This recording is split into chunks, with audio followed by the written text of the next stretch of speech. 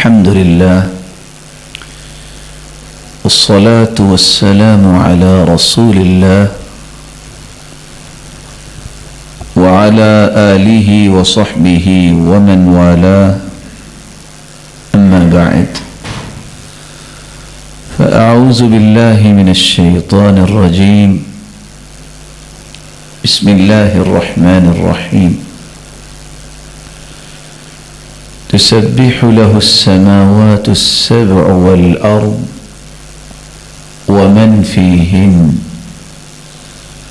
وإن من شيء إلا يسبح بحمده ولكن لا تفقهون تسبيحهم وقال الحق سبحانه وتعالى وما خلقت الجن والإنس إلا ليعبدون لائق التکریم سامعین مکرم، اللہ رب العزت ہم سب کے خالق و مالک ہیں، اور مالک الملک نے ہماری تخلیق کے ساتھ ساتھ ہماری زندگی کے مقاصد کو بھی واضح کیا ہے۔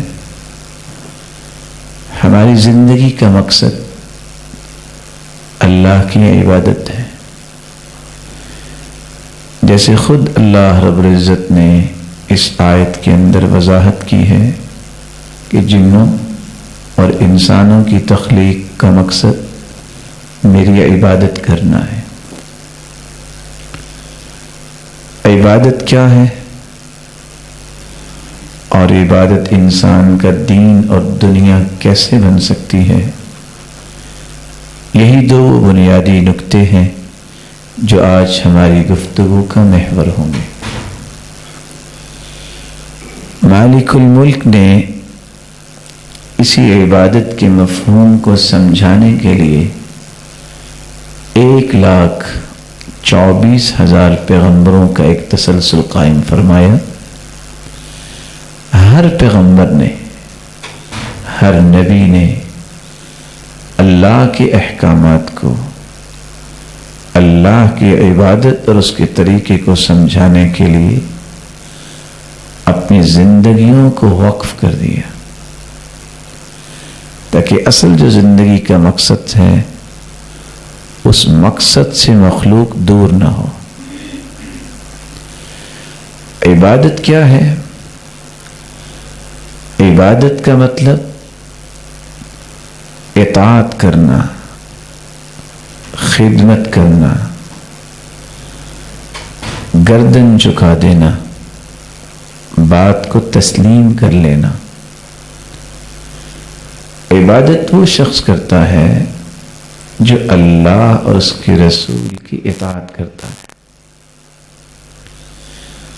عبادت وہ انسان کرتا ہے جو اپنے آپ کو اللہ کے حوالے کر دیتا ہے، اور یہی وہ معنی ہے جو اسلام کے اندر بھی پایا جاتا ہے۔ اللہ رب العزت نے اپنے پیارے پیغمبر ابراہیم علیہ السلام کو اس بات کا حکم دیا اور فرمایا اذ قال له ربه اسلم قال اسلمت لرب العالمین، اے میرے پیغمبر مسلمان ہو جاؤ، مطیع ہو جاؤ، گردن جھکا دو، اپنے آپ کو میرے حوالے کر دو۔ انہوں نے کوئی آگے سے بات نہیں کی، فوراً اس بات کا اقرار کیا، قال اسلمت لرب العالمین، اللہ میں مسلمان ہو گیا، اے اللہ میں مطیع ہو گیا، اے اللہ میں تیرے ہر فیصلے کے سامنے سر جھکا گیا، میں نے اپنا آپ تیرے حوالے کر دیا۔ کسی بھی دعوے کی کوئی دلیل ہوتی ہے، دلیل کے بغیر کوئی دعویٰ ثابت نہیں ہوتا۔ اب جب ابراہیم علیہ السلام نے کہہ دیا کہ میں نے اپنا آپ اللہ تیرے حوالے کر دیا، اللہ نے دلیل طلب کر لی کہ اب میں دیکھتا ہوں کہ آپ نے اپنا آپ میرے حوالے کیا ہے کہ نہیں۔ قرآن اس کے بارے میں اس حقیقت کو کھولتا ہے۔ اللہ رب العزت فرماتے ہیں فَلَمَّا بَلَغَ مَعَهُ السَّعْيَ قَالَ يَا بُنَيَّ إِنِّي أَرَى فِي الْمَنَامِ أَنِّي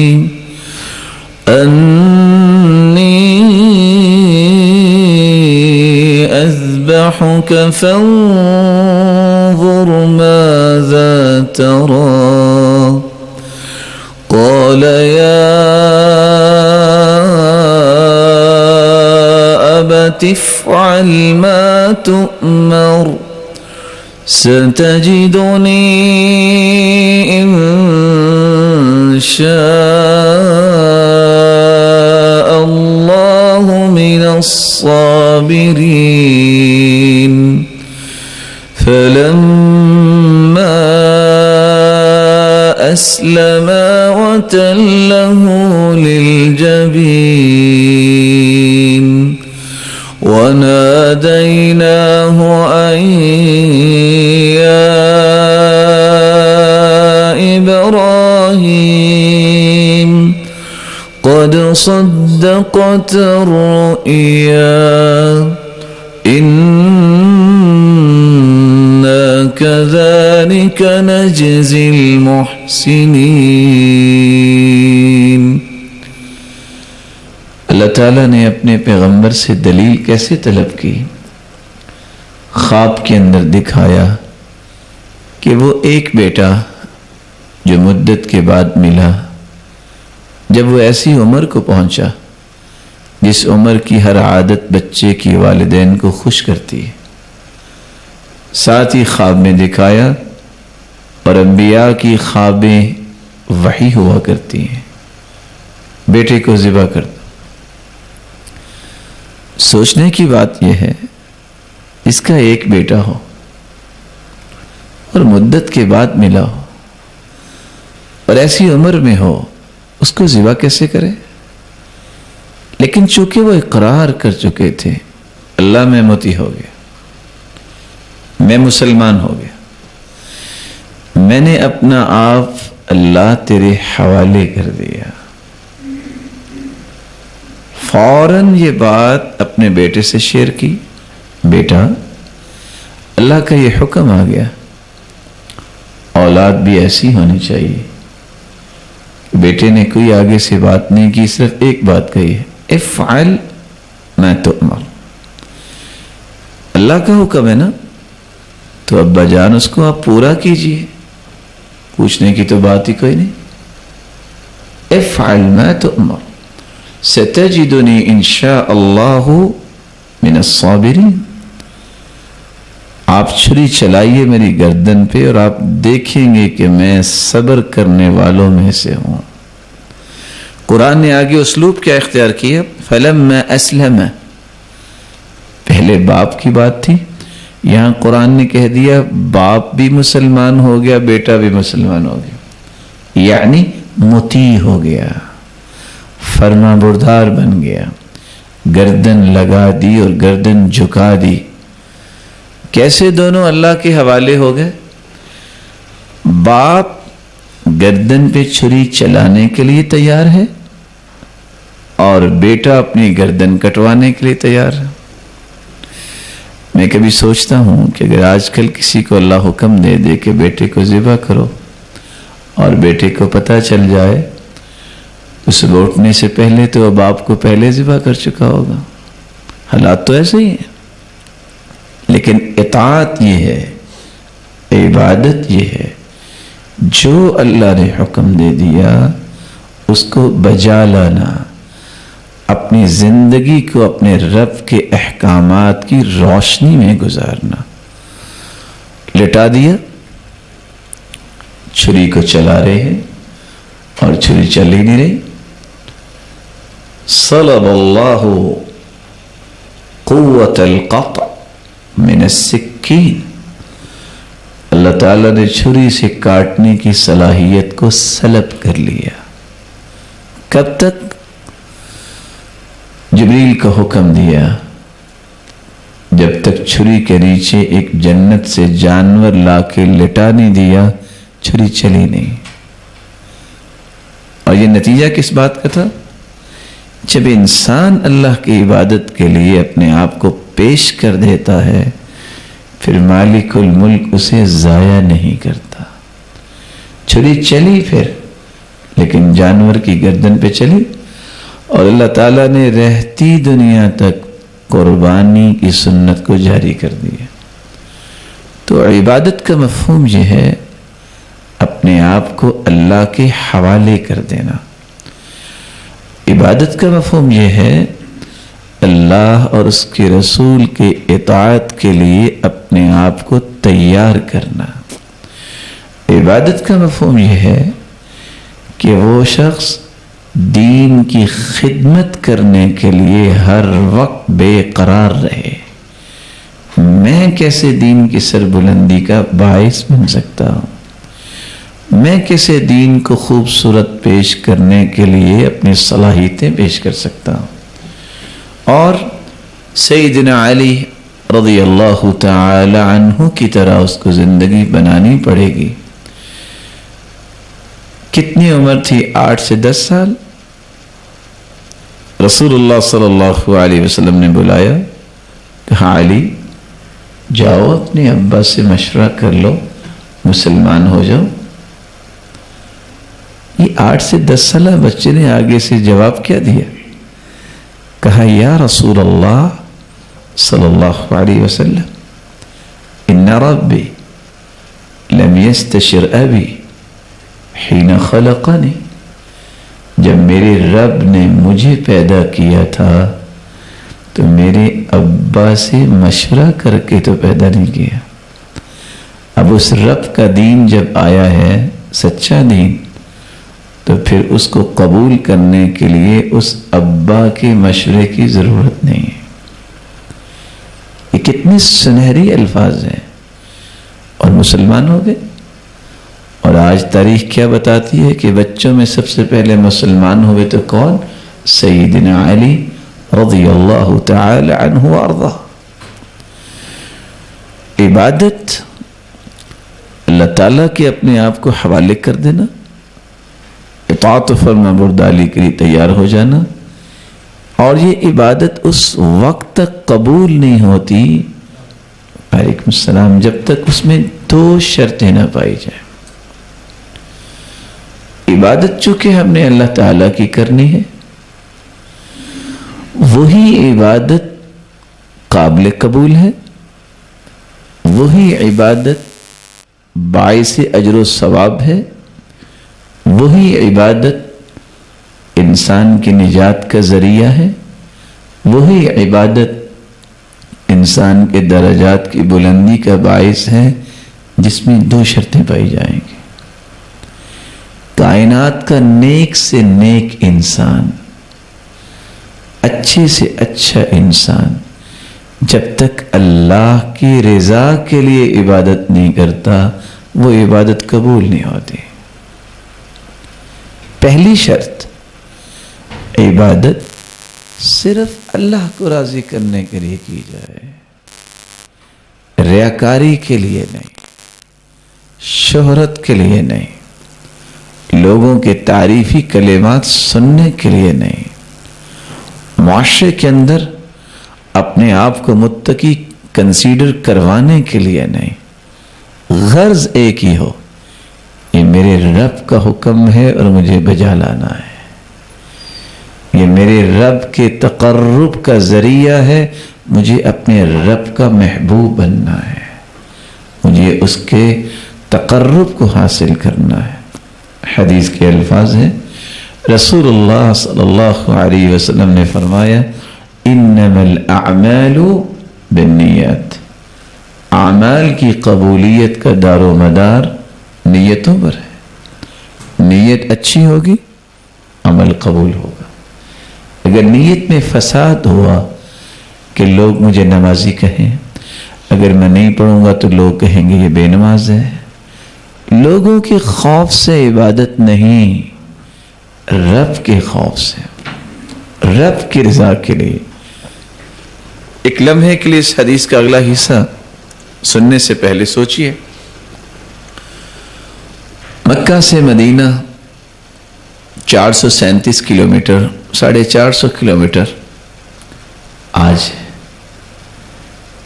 اس وقت 8 دنوں میں رسول اللہ صلی اللہ علیہ وسلم مکہ سے مدینہ ہجرت کر کے گئے. 8 دن لگے. جس نے ہجرت کی اللہ نے مقام دیا. سوچیے ایک ایسا شخص بھی تھا جس کو مہاجر ام قیس کہتے ہیں. اس نے ہجرت تو کی، 8 دن کے سفر کی مشکلات بھی برداشت کی، سفر کی صعوبتیں بھی اس نے جھیلی، لیکن اس کی ہجرت کا مقصد کیا تھا؟ اصل میں ام قیس نامی عورت نے، جس کا نام جمیلہ تھا، اس نے کہا تم مجھ سے شادی کرنا چاہتے ہو، مدینے آ جاؤ. اس کے اس سفر کی غرض اللہ کی رضا نہیں تھی، وہ صرف شادی کرنے کے لیے سفر کیا. 8 دن مشکلات، محنت، اور گیا بھی کن کے ساتھ ہے؟ صحابہ کے ساتھ. آج 1400 سال گزر گئے، بیان کرنا پڑتا ہے. اللہ کے رسول نے فرمایا فَمَنْ كَانَتْ هِجْرَتُهُ إِلَى اللَّهِ وَرَسُولِهِ فَهِجْرَتُهُ إِلَى اللَّهِ وَرَسُولِهِ. جس نے تو اللہ کے لیے ہجرت کی اس کا بدلہ تو اللہ دیں گے. فَمَنْ كَانَتْ هِجْرَتُهُ لِدُنْيَا يُصِيبُهَا أَوْ إِلَى امْرَأَةٍ يَنْكِحُهَا فَهِجْرَتُهُ إِلَى مَا هَاجَرَ إِلَيْهِ. اور جس نے دنیا کے لیے ہجرت کی اسے دنیا تو ملے گی، آخرت میں کچھ نصیب نہیں ہوگا. اور جس نے کسی عورت کی وجہ سے ہجرت کی شادی تو کر لے گا لیکن قیامت کے دن اس ہجرت کا کوئی ثواب نہیں ملے گا. جب تک اللہ کی رضا کے لیے کوئی کام نہ ہو اس وقت تک وہ عمل قبول ہی نہیں ہوتا. وہ عمل انسان کی زندگی میں برکت کا باعث ہی نہیں بنتا. اس لیے ہر عبادت کو، وہ نماز ہو، وہ روزہ ہو، وہ صدقہ زکوٰۃ ہو، وہ قیام اور رکوع اور سجدہ ہو، ہر عبادت میں سب سے پہلے یہ سوچئے میں کیوں کر رہا ہوں. اگر اللہ کے لیے ہے الحمدللہ، اللہ نے مجھے اخلاص کے ساتھ عبادت کی توفیق دی. اور اگر غرض یہ ہے کہ لوگ کہیں کہ یہ تو بہت پکا نمازی ہے، یہ تو بہت روزے رکھتا ہے، لوگوں کی غرض سامنے ہو کہ تعریفی کلمات میرے لیے استعمال کریں تو یہ عمل برباد ہو جائے گا. اس لیے قرآن کہتا ہے عاملۃ ناصبہ تصلی نارا حامیہ تسقى من عين آنية ليس لهم طعام إلا من ضريع لا يسمن ولا يغني من جوع.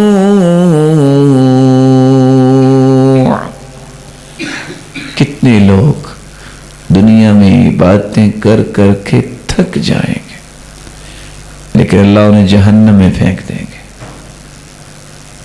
کیا ہوا؟ عبادت تو کی ہے، عمل تو کیا ہے. اللہ فرمائیں گے تو نے میرے لیے عبادت نہیں کی. فَلْيَطْلُبْ ثَوَابَهُ مِنْ عِنْدِي. تم نے جس کو راضی کرنے کے لیے عبادت کی آج ثواب بھی اس سے جا کے لے لو، میں تو اس کا ہی اجر دوں گا کہ تو نے میرے لیے عبادت کی. دوسری شرط इंसान जितना भी अच्छा काम कर ले, जितना भी इंसान नेक हो, जब तक सुन्नत के मुताबिक नहीं करता, हदीस की रोशनी में इबादत नहीं करता और उस कैफियत और तरीके के मुताबिक नहीं करता जो कायनात की सबसे आला हस्ती मुहम्मद रसूलुल्लाह सल्लल्लाहु अलैहि वसल्लम ने बयान किया है, तो यह इबादत भी कबूल नहीं होती। उसकी वजह क्या है? अल्लाह ताला ने जिस तरह अपने पैगंबर को जात के एतबार से बेमिसाल बनाया है, वो अपनी हर बात के एतबार से भी बेमिसाल है। इसलिए पूजना है तो अल्लाह ताला को, और पूजने का तरीका पूछना है तो मोहम्मद रसूलुल्लाह सल्लल्लाहु अलैहि वसल्लम को। जब आइडियल वो हस्ती है, जब मेरे और आपके लिए रोल मॉडल वो हस्ती है, नमूना और उसवा और कुदवा वो हस्ती है, तो फिर उसी के तरीके के मुताबिक मुझे इबादत करनी है। अगर उसके तरीके के मुताबिक नहीं है तो हदीस के अल्फाज हैं, मन अमिल अमलन लैसा अलैहि अमरुना फहुवा रद्दुन। कोई भी अमल कोई भी इंसान करता है, अगर रसूलुल्लाह सल्लल्लाहु अलैहि वसल्लम के तरीके के मुताबिक नहीं है तो वो अमल अल्लाह के यहाँ मरदूद है, काबिल कबूल नहीं। इसलिए इबादत की कबूलियत की बुनियादी तौर पे दो शर्तें हैं। बाज़ लोग इतनी इबादत करते हैं, इतनी अल्लाह की इबादत करते हैं, लेकिन उनका मकसद क्या होता है? वो अल्लाह की रज़ा नहीं होती, ऐसी इबादत की अल्लाह को ज़रूरत नहीं है, या वो सुन्नत के मुताबिक नहीं होती, तो वो इबादत भी अल्लाह के यहाँ काबिल कबूल नहीं है, बल्कि मरदूद है। क़यामत को वो वक्त, वो सलाहियतें जो इस्तेमाल की गई उस इबादत के लिए, वो ज़ाया। इसलिए रसूलुल्लाह सल्लल्लाहु अलैहि वसल्लम के सहाबा जब मक्का की तरफ जा रहे थे, और ये बात समझने वाली है, आज अगर किसी मुहतरम भाई से कहा जाए कि मेरे प्यारे भाई आप इस तरह नमाज पढ़ा करें, मेरे मुहतरम भाई आप इस तरह ये काम किया करें, तो वो कहता है मेरी नीयत तो खालिस है ना। वो कहता है फलां भी तो ऐसे करता है ना। नहीं, हमें देखना है मुहम्मद रसूलुल्लाह कैसे करते थे। हमें देखना यह है कि अल्लाह ने हमें कैसे हुक्म दिया है। इसको देखने के लिए कुरान पढ़ना पड़ेगा, इसको समझने के लिए अहादीस नबवियाँ पढ़नी पड़ेंगी। मैं एक मिसाल दे देता हूँ। नमाज हम पढ़ते हैं, आप किसी भी महकमे में काम करते हैं, जहाँ भी हैं अल्लाह ताला आपकी हिफाजत फरमाए। जब फौज के अंदर अल्लाह ताला हमारी फौज की हिफाजत फरमाए, सल्यूट करते हैं तो एक ख़ास अंदाज है ना। अगर कोई बहुत बड़ा मुहतरम फौजी हो और सल्यूट करते करते सर से ऊपर भी हाथ ले जाए तो ऑफिसर पसंद तो नहीं करेगा। सल्यूट तो किया, उसने अंदाज बदला नहीं। जो रेगुलेशंस हैं, जो कवानीन है, उसके मुताबिक उसे सब कुछ करना है। कानून अल्लाह ने दिया है, उस कानून को सबसे पहले फॉलो किया है तो रसूलुल्लाह सल्लल्लाहु अलैहि वसल्लम। इसलिए आप जब नमाज के लिए खड़े होते, कान इज़ा क़ाम मिनल लैल, आप सल्लल्लाहु अलैहि वसल्लम कान इज़ा क़ाम इला सलाह, जब नमाज के लिए खड़े होते, रफ़अ यदैहि हज़्व मनकिबैहि, अपने दोनों मुबारक हाथों को अपने कंधों के बराबर ले जाते। अगर मैं नमाज पढ़ते वक्त ये कहता हूं मैं सच्चा मोमिन हूं, मैं इबादत करने जा रहा हूं और मुझे इबादत अल्लाह की करनी है और तरीका रसूलुल्लाह सल्लल्लाहु अलैहि वसल्लम का है, तो फिर अगर वो सर से ऊपर ले जाएगा अपने हाथों को, ये कंधे तो नहीं है, कंधों का तो एक जगह है ना। रसूलुल्लाह सल्लल्लाहु अलैहि वसल्लम ने कैसे किया, मुझे सोचना है कि मेरी इबादत का कौन सा जुज अल्लाह के रसूल के तरीके के मुताबिक।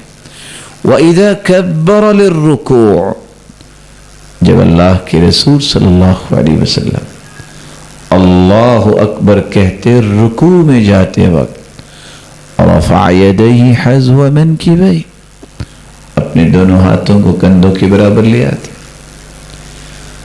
وَإِذَا قَامَ مِنَ الرَّكْعَتَيْنِ، اللہ کے رسول صلی اللہ علیہ وسلم وَإِذَا رَفَعَ رَأْسَهُ مِنَ الرُّكُوعِ، جب آپ سر مبارک رکوع سے اٹھاتے، رفع یدیہ حذو منکبیہ، اپنے دونوں ہاتھوں کو کندھوں کے برابر لے آتے.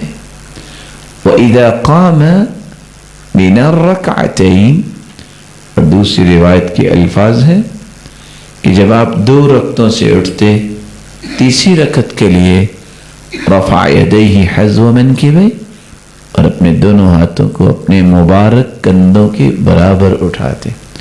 اور ہر ایک انگلی کی ایک نیکی ہے. ایک مرتبہ دونوں ہاتھ اٹھائے جائیں، 10 نیکیاں الگ سے لکھی جاتی. عبادت اللہ کے ہاں وہ قبول ہے جو اللہ کے رسول کے طریقے کے مطابق. صحابہ کرام مکہ کی طرف جا رہے تھے، روزہ رکھا ہوا تھا. آپ نے حکم دیا روزہ افطار کر لو. بات کو سمجھنے کے لیے میں دوبارہ دہرانا چاہوں گا، کیا پوری کائنات کی نیتیں اکٹھی کر لیں تو ایک صحابی کی نیت کا مقابلہ ہو سکتا ہے؟ نہیں ہو سکتا. کیا اس جیسی ہستی آج پوری دنیا اکٹھی ہو جائے تو اس کے ایمان جیسا ایمان ہو سکتا ہے؟ نہیں ہو سکتا. دوسری بات، روزہ نیکی ہے کہ برائی؟ اتنی بڑی نیکی ہے. ما من عبد يصوم يوما في سبيل الله إلا بعد الله بذلك اليوم وجهه عن النار 70 خريفا. ایک روزہ جو رکھ لیتا ہے اللہ کی راہ میں، رسول اللہ صلی اللہ علیہ وسلم کا فرمان ہے صحیح بخاری اور مسلم میں، ایک روزے کی وجہ سے 70 سال اگر کوئی سفر کرے تو جتنا سفر طے ہوگا اللہ اتنا اس شخص کو جہنم سے دور کر دیں گے. اتنا بڑا یہ ثواب. اور روزہ کس نے رکھا ہے؟ صحابی نے. اور نیت کیا ہے؟ نیکی. 3 باتیں. جب آپ نے حکم دیا روزہ چھوڑ دو، سب نے روزہ چھوڑ دیا سوائے چند صحابہ کے جو طاقتور تھے. فلما اخبر رسول اللہ صلی اللہ علیہ وسلم، جب آپ صلی اللہ علیہ وسلم کو خبر دی گئی کہ کچھ صحابہ نے روزہ نہیں چھوڑا، پوچھا آپ نے کیوں نہیں چھوڑا؟ کہا طاقت اللہ نے دی ہے تو ہمارا جی چاہتا ہے روزے کا بھی ثواب لے لیں، اگر جہاد کی ضرورت پڑی تو وہ بھی کریں گے. سچ بتائیے نیت اچھی ہے کہ بری؟ اس سے پیاری نیت کیا ہو سکتی؟ لیکن آپ نے کیا فرمایا؟ اولئک العصاة، اولئک العصاة، یہ لوگ گنہگار ہیں، یہ لوگ گنہگار ہیں جنہوں نے روزہ رکھا ہوا ہے جب تک یہ افطار نہیں کر لیتے.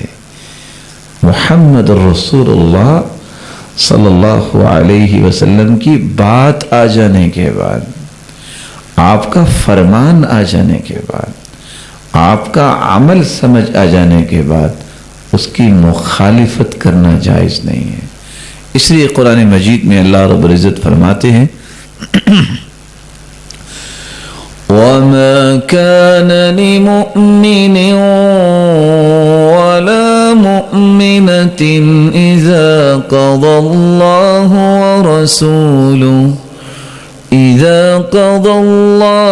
وَرَسُولُهُ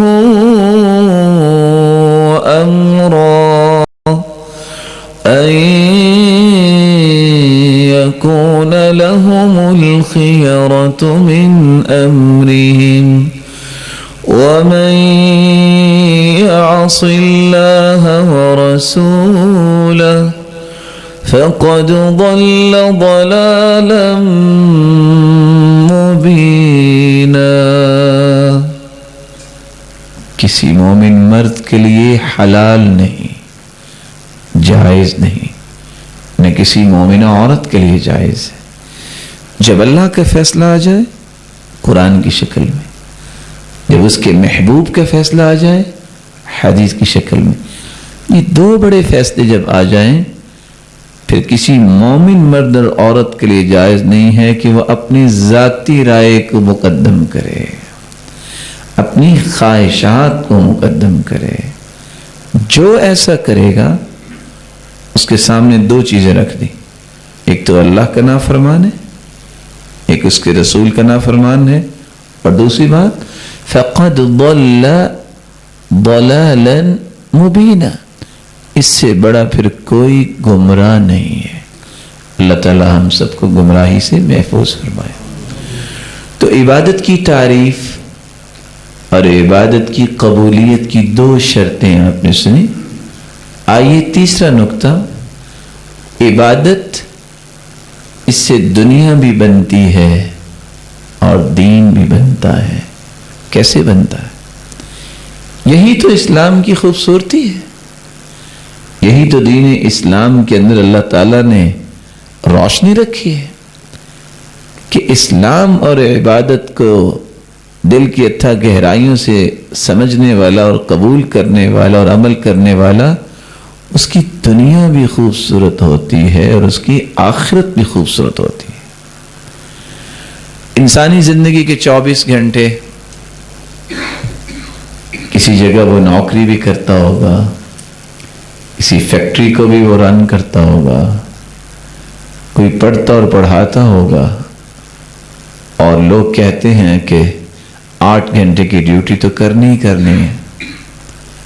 اب ڈیوٹی انسان کی ضرورت ہے، انسان کا مشغلہ ہے، اور انسان کو اپنے آپ کو امت کے لیے، قوم کے لیے خیر خواہی اور ہمدردی پیش کرنے کے لیے وقت دینا پڑتا ہے۔ پھر وہ 8 گھنٹے سو کر بھی گزارتا ہے، آرام بھی کرتا ہے۔ ضرورت ہے سونا اور عادت ہے سونا۔ زندگی کا تہائی حصہ انسان سو کے گزارتا ہے، اور پھر بقیہ 8 گھنٹے اسے نجی زندگی گزارنی ہے، بچوں کے ساتھ، اپنے اہلیہ کے ساتھ، والدین کے ساتھ، رشتہ داروں کے ساتھ، احباب اور دوستوں کے ساتھ۔ انسانی زندگی کے 24 گھنٹوں میں یہ سارے تصرفات جتنے ہیں، اسلام کی یہ خوبصورتی ہے۔ اگر اس کے اندر اللہ کی رضا کا پہلو آ جائے تو اللہ اس کی عادت کو بھی اس کے نامہ اعمال میں عبادت لکھ دیتے ہیں، اس کی ضرورت کو بھی اللہ تعالی عبادت لکھ دیتے ہیں۔ اور یہی ایک خوبصورتی اسلام کی ہے۔ بالترتیب آپ 3 باتیں سمجھیے 24 گھنٹے کی۔ 8 گھنٹے اگر آپ ڈیوٹی کرتے ہیں، کوئی سوچ رہا ہوگا بھلا شاپ پہ بیٹھنا بھی کوئی عبادت ہے، بھلا آفس میں بیٹھے آپ سائن کر رہے ہیں اور ذمہ داری ادا کریں، یہ بھی کوئی عبادت ہے؟ جی ہاں، عبادت کا مطلب صرف یہ نہیں کہ آپ مسجد میں جا کے نماز پڑھ لو، وہ بھی بہت عمدہ عبادت ہے، رکن ہے اسلام کا۔ لیکن اگر آپ اس لیے نوکری کر رہے ہیں، کام کر رہے ہیں کہ اللہ کی رضا حاصل ہو، تجارت کر رہے ہیں، یہ اللہ کے رسول کی سنت ہے، اور حدیث کے الفاظ کی روشنی میں آپ صلی اللہ علیہ وسلم نے نماز پڑھائی، صحابہ نے نماز پڑھی،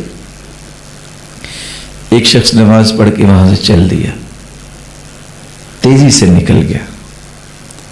دیکھنے والے نے کیا کہا؟ یا لیت لو کان ھذا فی سبیل اللہ، بڑا تیزی سے گیا ہے یہ اپنی تجارت کے لیے، کاش یہ اللہ کی راہ میں جاتا۔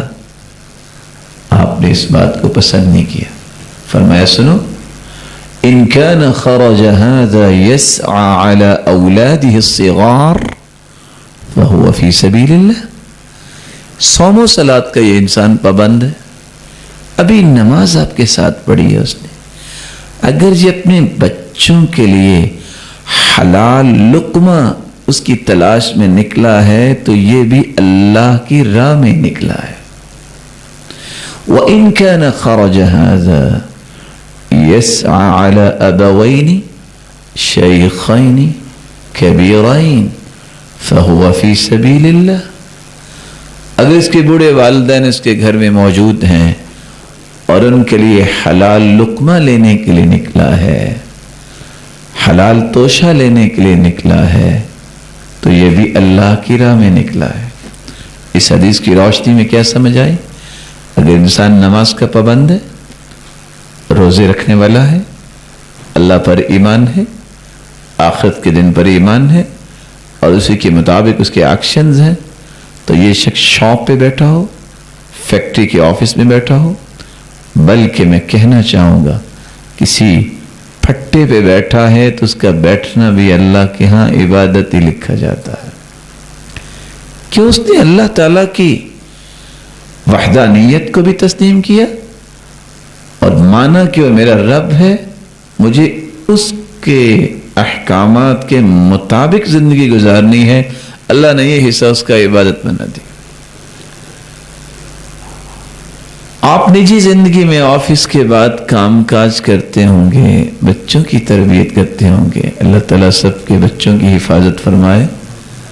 بھلا بچوں کو کھانا کھلانا، ان کے ساتھ نکلنا اور آنا، یہ بھی عبادت ہے؟ جی ہاں. اخراجات کرنا یہ بھی عبادت ہے، تو ضرورت ہے. بچوں کی پرورش کرنا تو واجب ہے، بچوں کے اخراجات کو پورا کرنا تو واجب ہے، ان کی ضروریات کو پورا کرنا تو واجب ہے. لیکن حدیث کیا کہتی ہے؟ ما اطعمت زوجتك فهو لك صدقة وما اطعمت ولدك فهو لك صدقة وما اطعمت خادمك فهو لك صدقة وما اطعمت نفسك فهو لك صدقة. تم اگر اپنی بیوی پہ خرچ کرتے ہو، واجب ہے اس کی ضروریات پوری کرنا.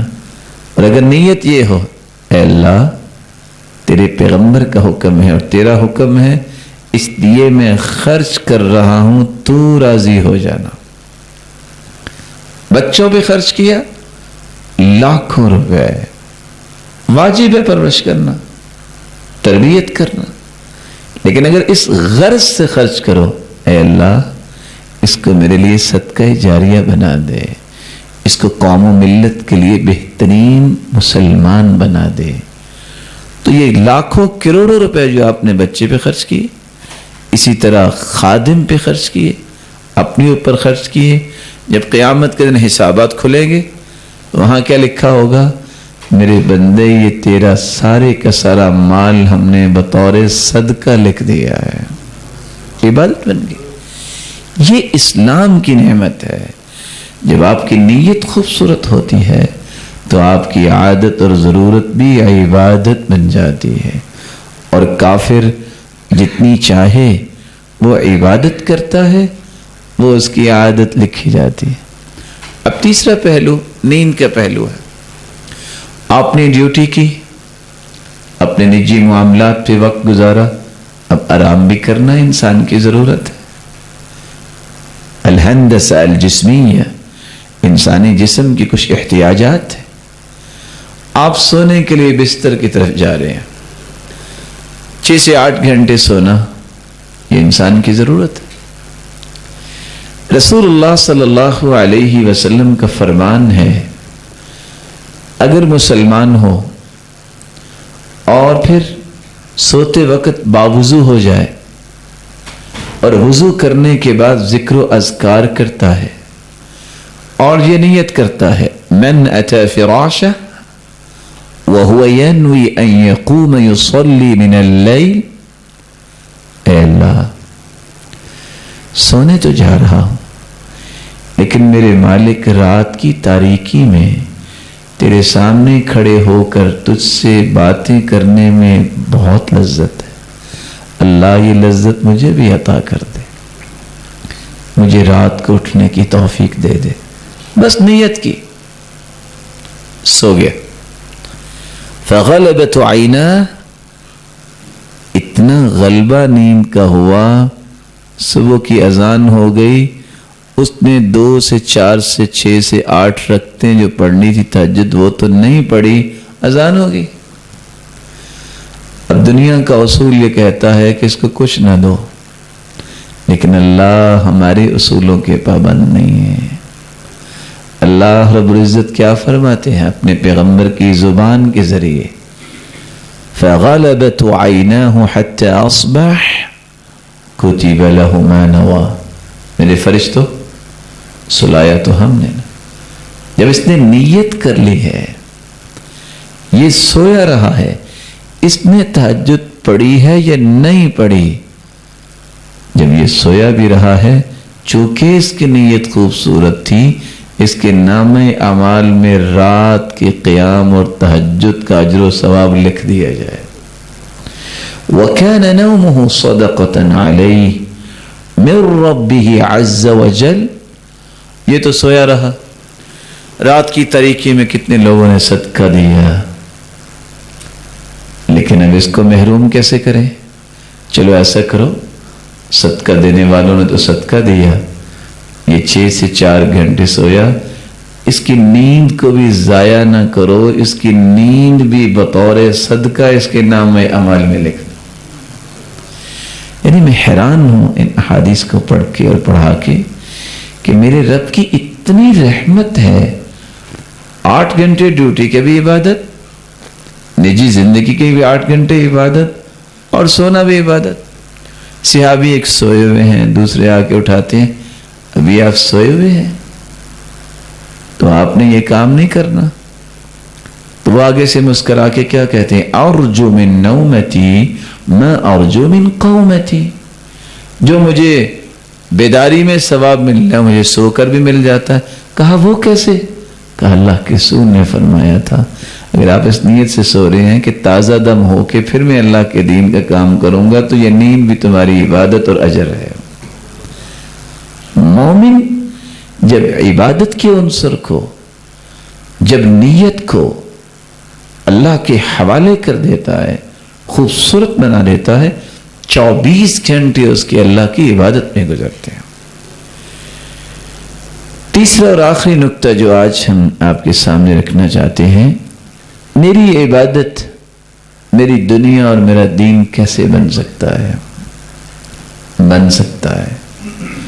इबादत के 3 ही बड़े जाविये हैं, कौली इबादत, फ़िअली इबादत जिसको ज़ाहिरी इबादत भी कह सकते हैं, और बातनी इबादत, इरादा, नीयत, आज़म, क़स्द।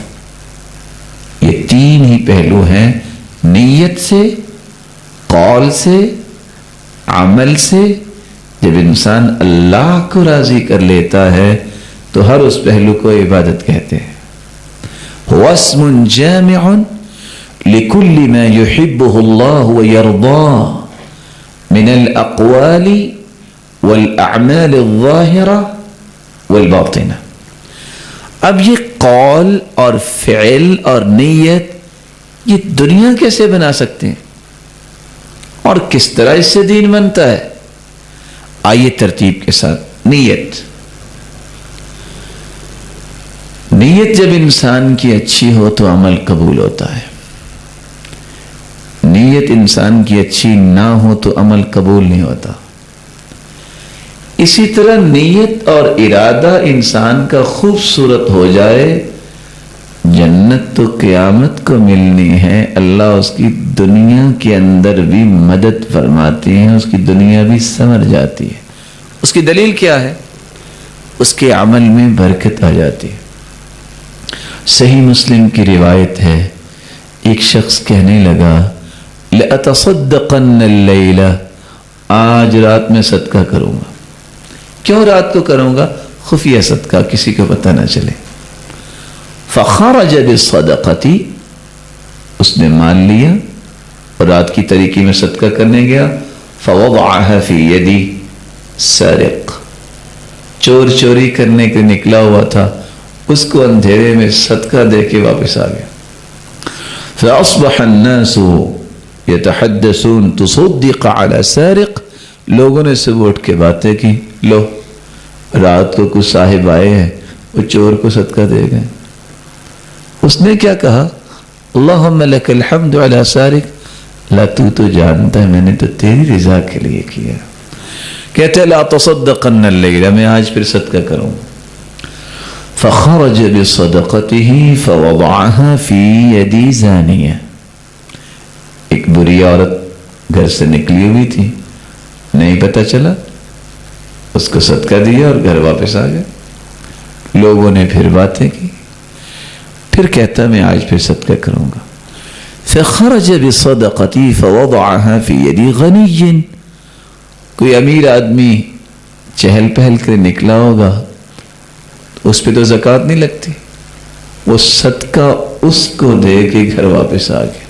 لوگوں نے پھر باتیں کی، لو پتہ چلا آپ کو وہ کل رات ایک بدکار عورت کو صدقہ دے گیا اور ایک امیر پہلے اس کے پاس مال تو اس کو صدقہ دے گیا. اس نے کیا کہا؟ اللہم لک الحمد علی سارق وعلی زانیہ وعلی غنی. اللہ تیری ہی تعریف ہے، تو جس کو چاہے دلا دے، میرا مقصد تو تیری رضا تھی. اللہ نے جواب کیا دیا؟ میرے بندے اما صدقتک فقد قبلت. خوش ہو جاؤ، تینوں راتوں میں کیا گیا صدقہ میں نے قبول کر لیا ہے. اس ٹینشن میں نہ رہو کہ پتہ نہیں قبول ہوا کہ نہیں ہوا. دوسری بات، یہ چور کھا کر ہی جوان ہوا ہے. فَلَعَلَّ السَّارِقُ يَسْتَعِفُ بِهَا عَنْ سَرِقَتِهِ. تو نے خلوص نیت سے، جو اچھی نیت سے مال دیا، پہلے بھی یہ کھانا کھاتا تھا، اب اس نے وہ کھانا تیرے مال کا کھایا ہے، اس نے پوری زندگی کی چوریوں سے توبہ کر لی ہے. اس لقمے میں برکت آ گئی. کس وجہ سے؟ نیت اچھی ہے. وَلَعَلَّ الزَّانِيَةَ تَسْتَعِفُ بِهَا عَنْ زِنَاهَا. یہ بدکار عورت کچھ کھاتی تو ہوگی، لیکن تیرا مال اس نے استعمال کیا تو پوری زندگی کے گناہوں سے توبہ تائب ہوگی، نیک بن گئے. وَلَعَلَّ الْغَنِيَّ يَعْتَبِرُ فَيُنْفِقُ مِمَّا آتَاهُ اللَّهُ. یہ تھا تو غنی لیکن بخیل بہت. اللہ نے تیرے مال میں اتنی برکت ڈالی، جو خوبصورت نیت سے تو نے دیا، یہ بخیل جو ہے اب خود خرچ کرنے لگ گیا. نیت جب انسان کی اچھی ہوتی ہے، وہ جنت تو انشاءاللہ ملے گی، وہ آخرت کی بات ہے. دنیا کے اندر بھی اس کے معاملات میں برکت آتی ہے. حدیث کے الفاظ ہیں اخلص دینک یکفیک القلیل من العمل. نیت کو خالص کر لو، تمہارا تھوڑا عمل تمہاری کامیابی کے لیے کافی ہو جائے گا. تمہارے پاس تھوڑا علم ہے، تمہارے تھوڑے علم کے باوجود تمہارے پاس تھوڑا مال ہے، تمہاری کمیونٹی اور تعارف تھوڑا ہے، نیت خالص کر لو، تمہاری بخشش کے لیے کافی ہو جائے گا. بندار محدث بہت بڑے محدث تھے. جب پڑھنے کے لیے جانے لگے تو ماں نے کہا بیٹا میں بھی بیمار ہوں، میں تمہیں ایک بات کہنا چاہتی ہوں. بیٹے نیت خالص کر کے پڑھو، تمہیں اللہ وہ برکتیں دیں گے جو تو کبھی سوچے گا بھی نہیں. ماں کی بات مانی، اللہ کی رضا کے لیے دور دراز پڑھنے کی بجائے جو قریب تھے ان سے پڑھا. چلو ماں کی بھی خدمت ہوگی. بندار محدث بتاتے ہیں میری خواہش تھی میں اس سے پڑھوں، بہت بڑے اسکالر ہیں. اللہ نے میرے اس علم میں اتنی برکت ڈالی نیت خالص کرنے کی وجہ سے. میں جن سے پڑھنا چاہتا تھا وہ ایک دن آیا، وہ مجھ سے ادب سیکھنے آ گئے. نیت کا فائدہ دنیا میں بھی ملتا ہے اور دنیا بھی بنتی ہے اور دین بھی بنتا ہے. اور حدیث کی تو نص ہے انما ينصر الله هذه الامه بضعيفها بدعوتهم وصلاتهم واخلاصهم. اس امت کی مدد اور نصرت تائید اس وقت نازل ہوگی، اس کی 3 شرطیں، جب امت کے اندر اخلاص آ جائے گا، جب امت نمازوں کی پابند بن جائے گی، جب امت ایک دوسرے کو خیر خواہی کی دعوت دینے لگ جائیں گے۔ یہی وجہ ہے آپ سوچ سکتے ہیں کہ 3 لاکھ اور 2 لاکھ کے مقابلے میں 30,000 ہوں، کون شکست کھائے گا؟ اور پھر آج کل تو چونکہ ہم بہت فکری کمزور ہو گئے، میں جسمانی نہیں کہوں گا اور نہ ہی میں کہوں گا کہ علمی کمزور ہے، ہم فکری کمزور ہو گئے۔ جب بھی کسی شخص کو پوچھے کہتے ہیں امریکہ سپر پاور ہے، اور مجھے کبھی کبھی خوف آتا ہے کہ اگر میں اللہ کو سپر پاور نہیں سمجھتا، کسی اور کو سمجھتا ہوں تو میرا ایمانی لیول کیا ہے؟ امریکن فوج کو اور اس کی اکانومی کو اگر 8 سے ملٹیپلائی کریں تو رومی طاقت بنتی ہے۔ روم کی طاقت اتنی تھی، اور جب 86 میں قبرص کی جنگ ہوئی ہے تو قبقلار اس وقت جرنیل تھا، 2 لاکھ سے 3 لاکھ فوج لے کے آیا تھا، اور اس کے سامنے کتنے لوگ تھے؟ صرف 30,000۔ اور کیا ان کے پاس تھا؟ آپ سوچ سکتے ہیں کہ اگر 8 گنے زیادہ وہ اس وقت کے حساب سے ہے تو ان کے پاس کیا کچھ ہوگا۔ اور ان کا ہی اس وقت جو دنیا پہ غلغلہ تھا، لیکن اس نے ایک جاسوس کو بھیجا کہ یہ لوگ جو لڑائی کرنے آئے ہیں یہ کرتے کیا ہے؟ جاسوس نے جا کے کہا کہ رہبان باللیل وفرسان بالنہار، یہ رات کو تہجد پڑھنے والے ہیں اور دن کو گھڑ سواری کرنے والے ہیں۔ اتنا بڑا جرنیل، وہ کہتا ہے لفقوا رأسی، میرے چہرے کو ڈھانپ دو۔ ارے آپ کو کیا ہوا؟ تم تو بہت بہادر ہو۔ کہا نہیں، جن کی بات تم کر رہے ہو نا، تم ان کو شکست نہیں دے سکتے۔ میں ان آنکھوں سے وہ دن نہیں دیکھنا چاہتا جس دن تم سب کے سب میری آنکھوں کے سامنے کٹ جاؤ گے، زمین کے نیچے چلے جاؤ گے۔ اور مورخ لکھتا ہے کہ ایسا ہی ہوا، اس کا چہرہ لپٹا ہوا تھا اور مسلمانوں نے اس کے ٹکڑے کر دیے۔ جب تک نیت خالص نہ ہو اللہ کی مدد نہیں آتی، اور اگر نیت خالص ہو جائے تو پھر اللہ تعالیٰ اس کی دنیا بھی بناتے ہیں اور آخرت تو بنے گی ہی بنے گی۔ رسول اللہ صلی اللہ علیہ وسلم نے صحابہ کرام کو یہی تعلیم دی، اس لیے انہوں نے اپنی نیتوں کو ہر وقت خوبصورت بنایا۔ کسی کے خلاف ارادہ نہ کرو، کسی کے بارے میں برائی کی نیت نہ کرو، ہر وقت خیر خواہی کی نیت۔ لیکن اگر کسی وقت نیت میں خرابی آ گئی، فلاں کا نقصان ہو جائے، فلاں کو تو ایسا ہونا چاہیے، تو یاد رکھنا اس سے دین بھی بگڑے گا اور دنیا بھی بگڑے گی۔ کیسے دنیا بگڑے گی؟ دین تو بگڑا، لوگ کہتے ہیں اس کی کیا بات ہے، بگڑ گیا تو ہمیں کون سا پتہ چلا ہے؟ دنیا بھی بگڑتی ہے۔ قرآن کہتا ہے فَأَصْبَحَتْ كَالصَّرِيمِ فَتَنَادَوْا مُصْبِحِينَ أَنِ اغْدُوا عَلَى حَرْثِكُمْ إِن كُنتُمْ صَارِمِينَ فانطلقوا وهم يتخافتون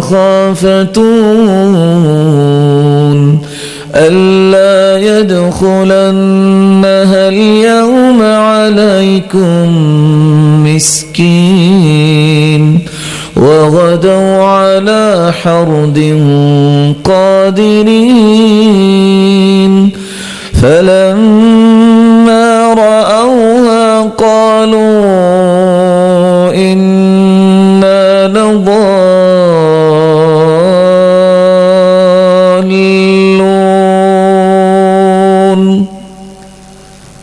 یمن کے اندر صنعاء جگہ پہ بہت بڑا باغ تھا، مشہور زمانہ باغ۔ باپ بڑا نیک تھا، وہ فقیروں کو بھی دیتا پھل، مسکینوں کو بھی دیتا، اللہ کی راہ میں بھی خرچ کرتا۔ باپ فوت ہو گیا، بیٹوں نے کہا یہ کیا ہے، سارا ہمارا باپ تو تقسیم ہی کر دیتا ہے، چلو کو ہمیں بھی کچھ جمع جوڑ کرنا چاہیے۔ اب پلاننگ کر رہے ہیں بیٹھے، اچھا ایسا کریں سحری کے وقت صبح نکلتے ہیں، فانطلقوا وهم يتخافتون، چپکے سے نکلیں گے، مسکینوں اور فقیروں کے آنے سے پہلے پہلے پورا پھل توڑ کے بیچ کے فارغ ہو جائیں۔ ابھی نہ وہ باغ میں گئے ہیں، نہ انہوں نے مسکینوں کو روکا ہے، اللہ يدخلن اليوم علیکم مسکین، آج کوئی مسکین آنے نہ پائے، نہ انہوں نے پھل توڑا ہے، کچھ نہیں کیا، صرف نیت بد ہوئی ہے۔ ایسا ہی کیا انہوں نے، صبح صبح نکلے،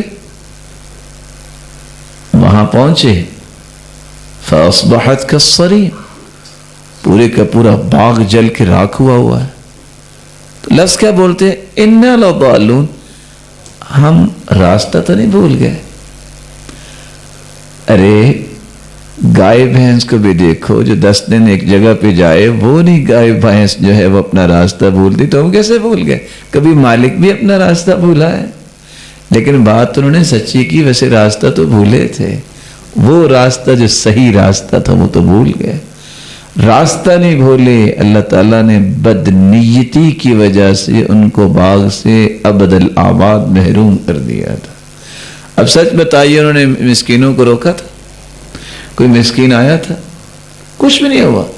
نیت جب انسان کی بد ہوتی ہے، اس کی دنیا بھی بگڑ جاتی ہے، اس کی آخرت بھی بگڑ جاتی ہے۔ یہی وجہ ہے رسول اللہ صلی اللہ علیہ وسلم نے 3 لوگوں کی بات بیان کی ہے نا، نیت بد ہو جائے، کوئی دین پڑا ہوا ہے، کوئی شہید ہے، کوئی سخی ہے، یہ تینوں کو اللہ بلا لیں گے کہ اگر تیری نیت یہ تھی بس دنیا میں میرا نام آنا چاہیے، شہادت کی وجہ سے، مال کی وجہ سے، علم کی وجہ سے، اور تینوں کو گھسیٹ کے جہنم میں لے جایا جائے۔ اس لیے کبھی بھی نیت بری نہ کریں، ارادہ غلط نہ کریں، آپ کے قصد اور ارادے کی سرپرستی ہونی چاہیے آپ کے ایمان کی۔ وہ کیا ہو، کچھ بھی ہو گیا، نہیں، میں نے اللہ کو راضی کرنا ہے، میں نے اپنے رب کو راضی کرنا ہے۔ کوئی میرے ساتھ برا سلوک کرتا ہے، اس کی برائی اس کے ساتھ ہے، میرا نقصان نہیں، میں نے اپنی خیر خواہی نہیں چھوڑنی، میں نے اپنے نیکی کی راہ نہیں چھوڑنی۔ وہ کچھ لوگ باتیں کرتے ہیں بڑی قیمتی ہوتی ہیں۔ ایک شخص جا رہا ہے، اس نے دیکھا کہ ایک بچھو جو ہے وہ گرا، اس نے کہا پتہ نہیں کوئی کیڑا مکوڑا ہوگا، اس نے پانی سے اس کو نکالا، اس نے ڈنگ لگایا، اس نے کہا یہ کیا، تم اس کو نکال رہے اور وہ تمہیں یہ ڈنگ لگا رہا ہے؟ اس نے کہا مجھے تو خیر پتہ نہیں، لیکن ایک بات بتاؤں، اگر وہ ڈنگ لگانے کی بری عادت نہیں چھوڑ رہا تو میں نیکی کرنے کی اچھی عادت کیوں چھوڑ دوں؟ جس کی نیت میں برکت ہوتی ہے اللہ تعالیٰ اس کو کبھی محروم نہیں کرتے۔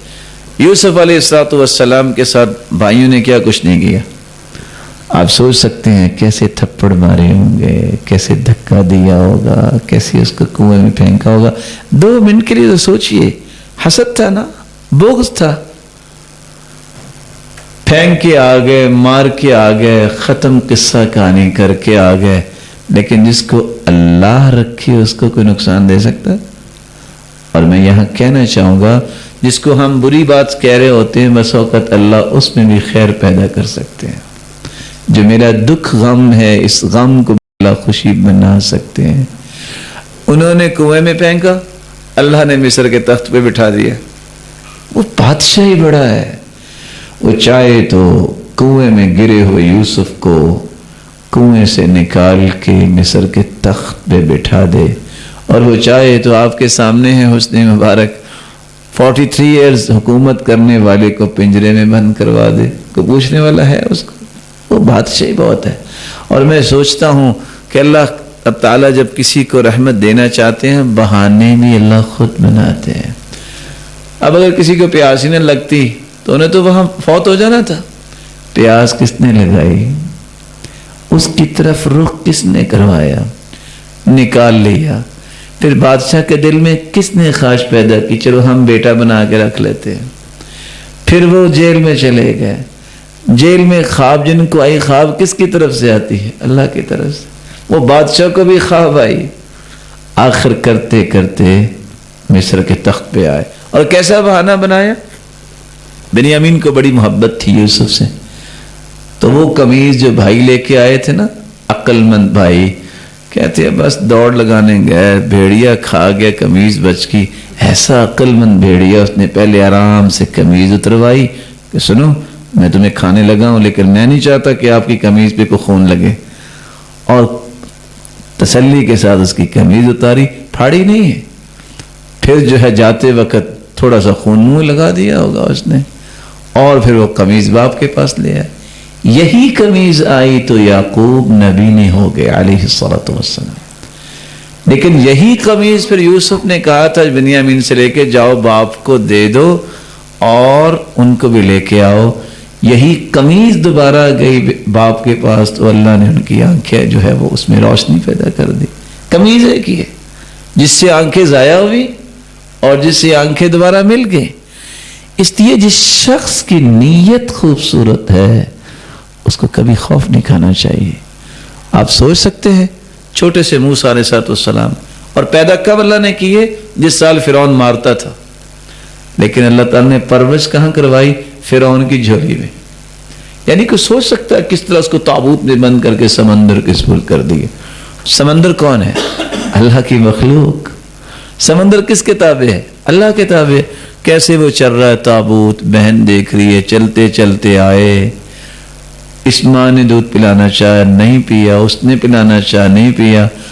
وحرمنا علیہ المراضع، اللہ تعالیٰ نے ساری ماؤں کا دودھ اسے ناپسندیدہ قرار دے دیا. اگر انہوں نے پیا ہے آ کے تو کس کا؟ اپنی والدہ کا دودھ پیا. یہ سارے بہانے کون بناتا ہے؟ یہ میرے رب کے فیصلے ہیں. جب نیت اچھی ہو جائے تو پھر میرا رب اس کو ضائع نہیں کرتا. اس سے دنیا بھی بنتی ہے اور آخرت تو بنے گی ہی بنے گی. انسان قولی عبادت کرتا ہے، زبان سے جو لفظ بولتا ہے، کیا اس سے صرف اجر ہی لکھا گیا ہے؟ دنیا نہیں بہتر ہوتی؟ مثال کے طور پہ ایک بندہ بیمار ہے، ایک بندہ مقروض ہے، ایک بندہ غم میں ہے، ایک بندہ پریشانی میں ہے. اس کا کیا حل ہے؟ دوائی لینی چاہیے، جائز ہے، حکم ہے. لیکن اگر آپ قولی عبادت کرتے ہیں تو آپ کی بیماری بھی ختم ہو سکتی ہے، قرض بھی ختم ہو سکتا ہے، پریشانی بھی ختم ہو سکتی ہے. حدیث کے الفاظ ہیں ان قول لا الہ الا اللہ تدفع عن قائلها 99 من البلاء ادناها الہم. جو شخص لا الہ الا اللہ کہتا ہے، اس کے کہنے پہ کتنا وقت لگے گا؟ لا الہ الا اللہ 3 سیکنڈ کے 4، گنتی کے چند سیکنڈ. جو کثرت سے لا الہ الا اللہ پڑھتا ہے 99 بلائیں اللہ اس کی دور فرما دیتے ہیں. اور یہ بات سمجھنے والی ہے. بینگ اے مسلم یہ ایک یقین میرے اور آپ کے دل میں ہونا چاہیے. اللہ کے رسول صلی اللہ علیہ وسلم کا فرمان ہے ما من داء الا وقد انزل له دواء علمه من علمه وجهله من جهله. کوئی دنیا میں بیماری نہیں آئی جس کا اللہ نے علاج نہیں اتارا. ہاں جو محنت کرتا ہے ڈائیگنوز کر لیتا ہے، جو محنت نہیں کرتا اس کو کیا پتا. آپ کو پتا ہے کہ اچھے ڈاکٹر اور عام ڈاکٹر میں فرق ہے. اچھا ڈاکٹر جو ہے ڈائیگنوز کر کے دوائی دیتا ہے، اس کو کوئی پرابلم نہ بن جائے. اور جو بادشاہ قسم کے ڈاکٹر ہوتے ہیں ان کا خیال یہ ہوتا ہے 10-15 گولیاں، اس میں کلر مختلف ہو جانا چاہیے، بس وہ دے دو. اور ذہن میں یہ ہوتا ہے کوئی تو اثر کرے گی نا. اور اثر تب پتہ چلتا ہے جب بیچارہ وہ قبر میں پڑا ہوتا ہے. اللہ کے رسول کا فرمان ہے کہ ہر بیماری کا علاج آیا. 99 بیماریاں دنیا میں آئی ہیں. من قال لا حول ولا قوة الا باللہ، جو لا حول ولا قوة الا باللہ پڑھتا ہے، كان دواؤه 99 داءً، اللہ نے اس میں 99 بیماریوں کا علاج رکھا ہے۔ اور پہلی روایت کے آخری لفظ کیا ہے؟ ادناها الہم، 99 بلاؤں کے اندر غم سب سے چھوٹی بلا ہے۔ کہ جی غم چھوٹی بلا ہے کہ کافی بڑی ہے؟ غم سے ہی ہارٹ پرابلمز بنتی ہے نا، اس کا مطلب یہ نکلا کہ غم سے بھی 98 بلائیں بڑی اللہ دور فرما دیتے ہیں۔ استغفر اللہ، کبھی کچھ شخص آ جائے جی اولاد نہیں ہے، بس مالی بھی پریشانی ہے، استغفر اللہ پڑھ لو، اللہ دنیا بھی بنائیں گے، آخرت تو بنے گی بنے گی۔ حدیث کے الفاظ میں من لزم الاستغفار جعل اللہ له من كل هم فرجا ومن كل ضيق مخرجا ورزقه من حيث لا يحتسب۔ چھوٹا سا کلمہ ہے استغفر اللہ، جو کثرت سے پڑھتا ہے اللہ تعالیٰ اس کے ہر غم کو خوشی بنا دیتے ہیں، تنگی کو آسانی بنا دیتے ہیں، اور رزق وہاں سے عطا کرتے ہیں جہاں سے کبھی اس نے سوچا ہی نہیں ہوتا۔ اب یہ اللہ کے رسول کا فرمان ہے اور قرآن نے اس کی گواہی دی ہے۔ قرآن مجید میں اللہ رب العزت نے 7 انعامات ایسے گنوائے ہیں کہ جو میری اور آپ کی ضرورت ہے، اور وہ کون کون سے ہیں؟ فَقُلْتُ اسْتَغْفِرُوا رَبَّكُمْ إِنَّهُ كَانَ غَفَّارًا يُرْسِلِ السَّمَاءَ عَلَيْكُمْ مِدْرَارًا وَيُمْدِدْكُمْ بِأَمْوَالٍ وَبَنِينَ وَيَجْعَلْ لَكُمْ جَنَّاتٍ وَيَجْعَلْ لَكُمْ أَنْهَارًا مَا لَكُمْ لَا تَرْجُونَ لِلَّهِ وَقَارًا۔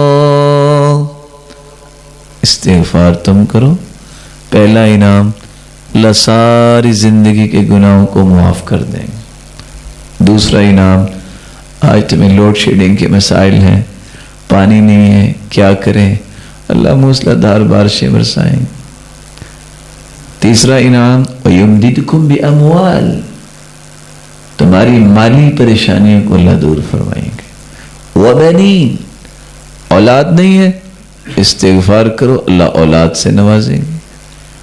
وَيَجْعَلْ لَكُمْ جَنَّاتٍ، تم آج کوئی چیز خریدنے جاتے ہو، جب پہنچتے ہو تو کہتے ہو اتنی مہنگائی، استغفار کرو اللہ تمہیں باغات کا ہی مالک بنا دے گا۔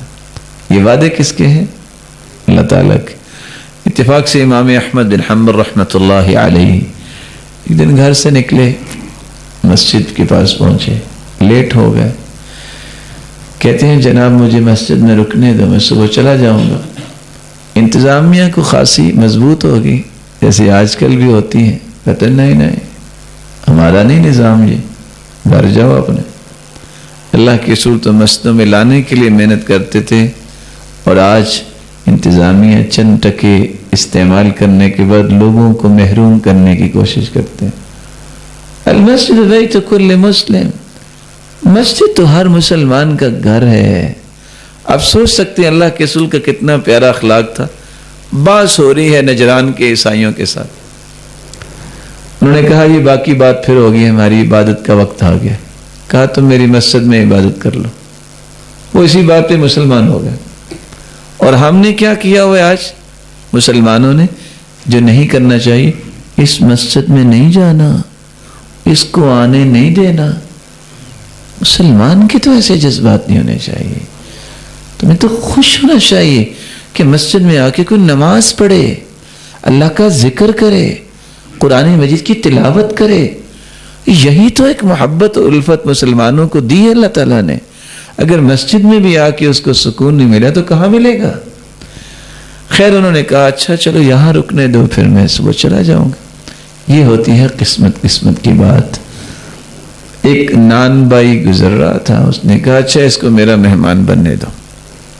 وہ ان کو گھر لے گیا، چارپائی پہ لٹا دیا اور خود آٹا لیا اور کیا کرتا ہے؟ استغفر اللہ استغفر اللہ۔ انہوں نے دیکھا کہ یہ شخص ماشاءاللہ ساتھ آٹا گوندھ رہا ہے اور ساتھ استغفر اللہ کہہ رہا ہے۔ انہوں نے پوچھا کہ یہ بتاؤ کبھی استغفار نے آپ کو فائدہ بھی دیا؟ اب وہ امام تھے، ان کو پتہ تو تھا۔ کہا جناب بہت فقیر انسان تھا، جب سے میں نے استغفار کرنا شروع کیا ہے میری ہر خواہش اللہ نے پوری کی۔ ساتھ ہی کہنے لگا ایک خواہش پوری نہیں ابھی۔ کہتے ہیں وہ کون سے؟ کہتے ہیں چند دنوں سے میں کہہ رہا ہوں یا اللہ سنا ہے امام احمد بن حنبل بہت نیک انسان ہے، میری اس سے ملاقات ہی کروا دے۔ تو مسکرا کے کہتے ہیں وہ تو میں ہی ہوں۔ وَقَدْ جُرِرْتُ إِلَيْكَ جَرًّا، آج لگتا ہے کہ گھر سے اللہ تعالیٰ نے اس لیے مجھے نکالا کہ میں تیری ملاقات کر لوں۔ یہ اللہ کے فیصلے ہیں۔ اور دو چیزیں اور قرآن نے بیان کی ان پانچوں کے علاوہ۔ ہر بندے کی خواہش ہے کہ جب تک میں زندہ رہوں مشکل نہ آئے، خوبصورت زندگی ہو۔ تو وہاں اللہ رب العزت نے اس کے بارے میں بھی ایک فیصلہ سنا دیا۔ وَأَنِ اسْتَغْفِرُوا رَبَّكُمْ ثُمَّ تُوبُوا إِلَيْهِ يُمَتِّعْكُمْ مَتَاعًا حَسَنًا إِلَىٰ أَجَلٍ مُّسَمًّى۔ استغفار تم کر لو، جب تک زندہ رہو گے تمہیں اللہ پریشانیوں سے بچا دیں گے۔ اور ساتواں انعام جو اللہ تعالیٰ نے قرآن مجید میں بیان کیا ہے وہ اتنی ضرورت ہے میری اور آپ کی۔ آج شکایت کیا ہوتی ہے؟ ڈاکٹر صاحب کیا کریں، جسم میں بہت کمزوری محسوس ہو رہی ہے۔ دوسری شکایت کیا ہے؟ بس یہ کیا کریں، ضروریات پوری نہیں ہوتی مالی۔ تیسری شکایت کیا ہے؟ بس جی من حیث القوم ہم تو کمزور لوگ ہیں نا، ہم دشمن کا مقابلہ تو نہیں نہ کر سکتے۔ چوتھی شکایت کیا ہے؟ بس جی وہ تو بڑا خاندان ہے، ہم تو کمزور لوگ ہیں، ہم تو یہ کام نہیں کر سکتے۔ ساری کمزوریاں، کوئی ملی کمزوری میں پریشان ہے، کوئی مالی کمزوری میں، کوئی فکری کمزوری میں، ان تمام کمزوریوں کو طاقتوں میں اگر کوئی بدلنا چاہتا ہے تو اس کا حل بھی استغفار ہے۔ اسی بات کو اللہ تعالیٰ نے قرآن مجید میں فرمایا وَأَنِ اسْتَغْفِرُوا رَبَّكُمْ وَيَا قَوْمِ اسْتَغْفِرُوا رَبَّكُمْ ثُمَّ تُوبُوا إِلَيْهِ۔ اے میری قوم کے لوگوں استغفار کر لو، توبہ کر لو۔ کیا ہوگا؟ يُرْسِلِ السَّمَاءَ عَلَيْكُمْ مِدْرَارًا وَيَزِدْكُمْ قُوَّةً إِلَىٰ قُوَّتِكُمْ وَلَا تَتَوَلَّوْا مُجْرِمِينَ۔ استغفار کرو گے ایک قوت نہیں، قُوَّةً إِلَىٰ قُوَّتِكُمْ، تمہاری ساری کمزوریاں ختم ہو جائیں گی اور اللہ تمہیں دگنی قوت سے نواز دیں گے۔ تو اللہ کے پیارے پیغمبر کے فرمان کو ایک مرتبہ پھر سنیے۔ استغفار یہ قولی عبادت ہے، لا الہ الا اللہ یہ قولی عبادت ہے، لا حول ولا قوت الا باللہ یہ قولی عبادت۔ اس سے دنیا بھی بنتی ہے اور آخرت بھی بنتی۔ قرض انسان کے سر پہ آ جائے تو لوگ کیا کہتے ہیں اب کیا کریں؟ اب قرض کیسے دور ہوگا؟ کچھ لوگ سوچتے ہیں چلو قرض دور کرنا ہے تو چوری ڈکیتی کے ساتھ کر لیں گے پورا۔ کیسے یہ پورا ہوگا؟ علاج کیا ہے؟ دنیا کیسے بنے گی؟ چھوٹی سی دعا یاد کر لو۔ اللہ کے رسول صلی اللہ علیہ وسلم نے سیدنا علی کو بلایا، ادھر آؤ، الا اعلمک کلمات، میں تمہیں ایسے کلمات نہ بتا دوں لو كان عليك مثل جبل صغير دینا، اگر جبل صغیر پہاڑ جتنا بھی قرض ہو تو یہ دعا پڑھو، اللہ قرض اتار دیں گے۔ اللہم اکفنی بحلالک عن حرامک واغننی بفضلک عمن سواک۔ یہ اللہ کے رسول فرما رہے ہیں کہ یہ دعا کوئی پڑھ لے، پہاڑ جتنا بھی قرض ہوگا تو اس کو ختم کرنے کا بندوبست کون کریں گے؟ اللہ تعالیٰ۔ دنیا بھی بن رہی ہے اور آخرت بھی بن رہی ہے۔ رسول اللہ صلی اللہ علیہ وسلم نے فرمایا دنیا کا کوئی غم کسی کو آئے، کوئی پریشانی آئے، کوئی کرب میں مبتلا ہو، صرف اتنا کہہ دے لا الہ الا انت سبحانک انی کنت من الظالمین لم يدع بها رجل قط الا استجاب اللہ لذلك۔ اتنا کہنے والا جس غم اور پریشانی کے لیے کہے گا اللہ اس کی دعا کو رد نہیں فرمائیں گے، وہ غم دور ہو جائے گا۔ اور رسول اللہ صلی اللہ علیہ وسلم نے فرمایا اللہم انت ربی لا الہ الا انت خلقتنی وانا عبدک وانا على عهدك ووعدك ما استطعت اعوذ بك من شر ما صنعت ابوء لك بنعمتك علي وابوء بذنبي فاغفر لي فانه لا يغفر الذنوب الا انت۔ اتنے کلمات کو کہہ دے، زندگی کا کوئی غم جو ہے اللہ اس کو خوشی میں تبدیل کر دیں گے، کسی پریشانی کو اللہ تعالیٰ راحت میں تبدیل کر دیں گے۔ تو رسول اللہ صلی اللہ علیہ وسلم کا لایا ہوا دین عبادت، اس سے انسان کی دنیا بھی بنتی ہے اور آخرت بھی بنتی ہے۔ آپ نے سنا ہوگا نیک لوگ کہتے ہیں اور ہم بھی چاہتے ہیں کہ ایسی بات کہیں، کوئی پریشان ہو اس کو کہا کریں، درود پڑھا کریں اللہم صلی علی محمد وعلی آل محمد كما صليت على إبراهيم وعلى آل إبراهيم إنك حميد مجيد اللهم بارك على محمد وعلى آل محمد كما باركت على إبراهيم وعلى آل إبراهيم إنك حميد مجيد۔ وہ آگے سے کیا کہتا ہے؟ میرے غم ختم نہیں ہوتے اور آپ کہہ رہے ہیں درود پڑھیں۔ ارے بھائی غم ختم کرنے کا ہی تو علاج ہے۔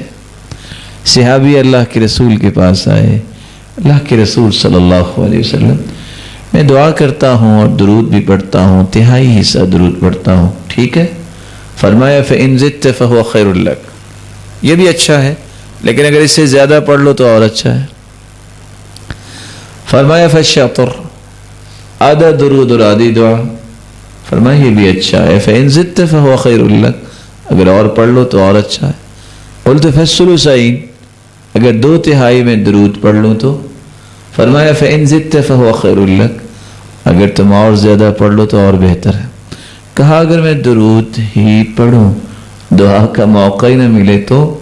فرمایا پھر خوش ہو جاؤ 2 کاموں کے لیے، إِذَن تُكْفَى هَمَّكَ وَيُغْفَرُ لَكَ ذَنبُكَ، پوری زندگی کے گناہ بھی معاف ہو جائیں گی اور زندگی کا کوئی بھی غم باقی نہیں رہے گا، سب اللہ ختم کر دیں گے۔ دنیا بہتر ہو رہی ہے، آخرت تو بہتر ہوگی، دنیا بہتر ہو رہی ہے۔ تو قولی عبادت اور باطنی عبادت سے جیسے آپ نے سنا، اس سے دنیا بھی بنتی ہے، میری عبادت دنیا بھی ہے اور دین بھی ہے۔ آخری عبادت کی شکل فعل عبادت۔ آپ کا کیا خیال ہے کہ وضو کرنے سے صرف پاکیزگی ملتی ہے؟ یہ صرف آخرت میں اجر ہی ملے گا؟ نہیں، دنیا بھی بہتر ہوتی ہے۔ کیسے بہتر ہوتی ہے؟ رسول اکرم صلی اللہ علیہ وسلم کا فرمان ہے ما من عبد یبیت علی ذکر طاہرا الا بات معه في شعاره ملک لا ينقلب ساعة من الليل الا قال اللهم اغفر لعبدك فإنه بات طاہرا۔ جو بندہ باوضو ہو کے سوتا ہے، اور آج کل تو گرمی کی ابتدا ہو گئی، وضو کرنے سے راحت بھی ملے گی۔ باوضو ہو کے سویا، ذکر و اذکار کر کے سویا، ایک وہ شخص ہے جس نے یہ دونوں کام نہیں کیے۔ فرق کیا ہے؟ یہاں آج کل جو गेट कीपर या गनमैन रखते हैं, क्या उसको तनख्वाह दे रहे हैं लाहौर में? क्या जी? बस औकात गनमैन सोया रह जाता है, घर फिर भी लुट जाता है। केसेस आए हैं ना ऐसे। और बस औकात कोई आए ना आए वही सफाई कर लेता है, और बस औकात उसकी भी जान चली जाती है और घर फिर भी लुट जाता है। लेकिन वुजू करके सोने वाले के बारे में हदीस क्या कह रही है? गनमैन जितना भी नेक अच्छा हो, आप उसको बेडरूम में आने की इजाजत नहीं देंगे। कि देंगे? नहीं हो सकता। जो बावुजू के सोता है, अल्लाह रब्बुल इज्जत एक नूरानी फरिश्ता आसमान से भेजते हैं जो सारी रात उसके बिस्तर पे गुजारता है। क्या करने आता है फरिश्ता? दो काम, निगरानी और उसके लिए दुआ। ला यनक़लिबु साअत मिन अल-लैल, रात की कोई ऐसी घड़ी नहीं गुजरती, इंसान करवटें ले रहा है और फरिश्ता सारी रात दुआ करता है, ए अल्लाह इसकी हिफाजत और निगरानी तो हो गई, मेरी दुआ को भी कबूल फरमा। अल्लाहुम्मा अग़फ़िर लिअब्दिका फ़इन्नहु बात ताहिरा, ये बावुज़ू होके सोया है, या अल्लाह इसे मुआफ़ भी कर दे। इमाम ज़हबी रहमतुल्लाहि अलैह लिखते हैं, अब्बूद नामी एक चोर था, बहुत बड़ी गैंग थी उसकी। अब वो 7 दिन एक घर की छत पे बैठे रहे, रोजाना आते कि इस घर में चोरी करनी है, और उनको नजर क्या आता? लोग कुरान लेके बैठे। वो तंग आके घर वाले से पूछता है, अतुक़ीमु हल्क़तल कुरान फ़ी कुल्लि लैला, भाई तुम हर रोज ही अपने घर में दरसे कुरान करवाते हो? उसने कहा मैंने तो नहीं करवाया। कहता तो कौन नजर आते थे बैठे? क्या अल्लाह ही जानता है, कोई अल्लाह के फरिश्ते हों। उसने पूरी जिंदगी की चोरियों से तौबा कर ली कि हम बहुत अपने आप को मास्टर समझते थे, तो यह तो हम इनका कुछ बिगाड़ ही नहीं सके। वुजू से आखिरत तो बेहतर होगी, लेकिन याद रखना इससे दुनिया भी बनती है। नमाज का फायदा सिर्फ आखिरत में होगा? नहीं, अल्लाह ने इसका फायदा दुनिया में भी रखा है। आज जरा एक्सरसाइज को थोड़ा सा चेक कीजिए, जो साइंस और पता नहीं कौन कौन लोग जो इजाद कर रहे हैं, वो सेम वही एक्सरसाइज आहिस्ता आहिस्ता आ रही है जो नमाज पढ़ने का तरीका। और अल्लाह के रसूल के फरमान कितना प्यारा है, अलैकुम बिक़ियामिल लैल फ़इन्नहु दअबुस्सालिहीन क़ब्लकुम व हिय क़ुर्बतुन इला रब्बिकुम व मुकफ्फिरुन लिस्सय्यिआत व मनहातुन लिलआसाम व मतरदतुन लिद्दाइ अनिल जसद। रात की तहज्जुद लाजिम पकड़ो, ये पहले नेक लोगों का शेवा है, इससे गुनाह मुआफ होते हैं, बल्कि ऐसी इंसान के अंदर ताकत आती है कि गुनाहों से इंसान बच जाता है। आगे लफ्ज क्या है? वमतरदतुन लिद्दाइ अनिल जसद, इससे इंसान की जिस्मानी बीमारियों को अल्लाह दूर फरमा देते हैं। इत्तिफाक से हदीस तो आई है, रियाज के अंदर एक डॉक्टर हैं खालिद अल जुबैर, जो कि एक दाइया भी हैं। दाइया से मुराद वो दावा भी करते हैं। तो कहने लगे कि मेरे पास एक औरत आई और कहने लगी कि जब से मुझे शऊर मिला है आज तक मुझे सुकून से न नींद आई है न चैन आया है। अच्छा फिर? मैंने कहा एक काम कर लो, इलाज बाद में करवाना। जी कौन सा काम? कि 8 दिन रात तहज्जुद पढ़ो और सूरत अल-बक़रा पढ़ो। हदीस में आता है इक़राउ सूरत अल-बक़रा फ़इन्न अख़्ज़हा बरका व तर्कहा हसरा। सूरत अल-बक़रा पढ़ो, इसमें बरकत ही बरकत है, इसको छोड़ना हसरत है। उसने कहा वल्लाहि साद, सूरत अल-बक़रा और तहज्जुद में बहुत मुश्किल है। मैंने कहा ये मुश्किल नहीं है कि आपको परेशानी है? कहा ये तो उससे बड़ी मुश्किल है।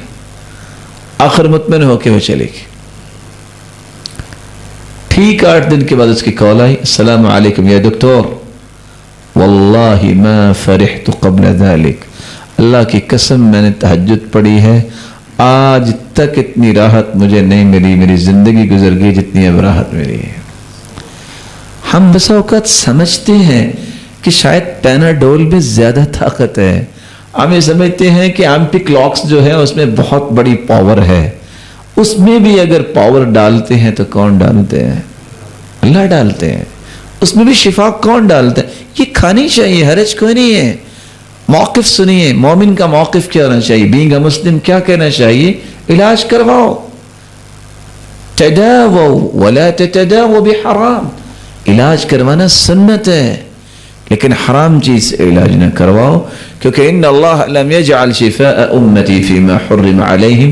اللہ تعالیٰ نے حرام چیز میں شفا نہیں رکھی.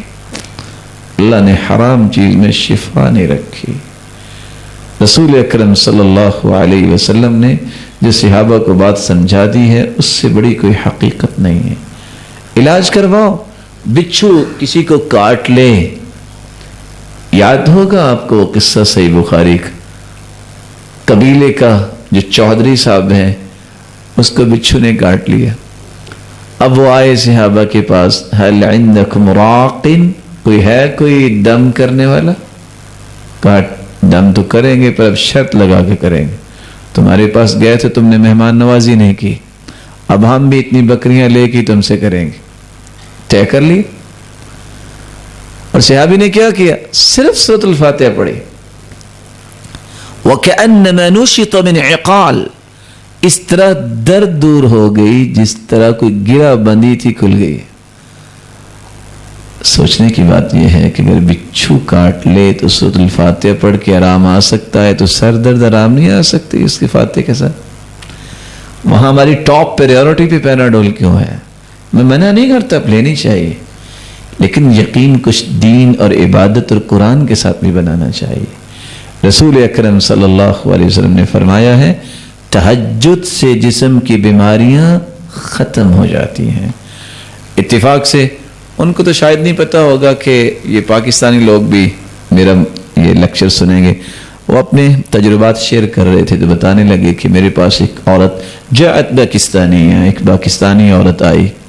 فأجريت لها الفحوصات الطبية. میں نے جب اس کی رپورٹ لیں تو آخری درجے پہ جو ہے یہ کینسر تھا. اللہ تعالیٰ سب کی حفاظت فرمائے.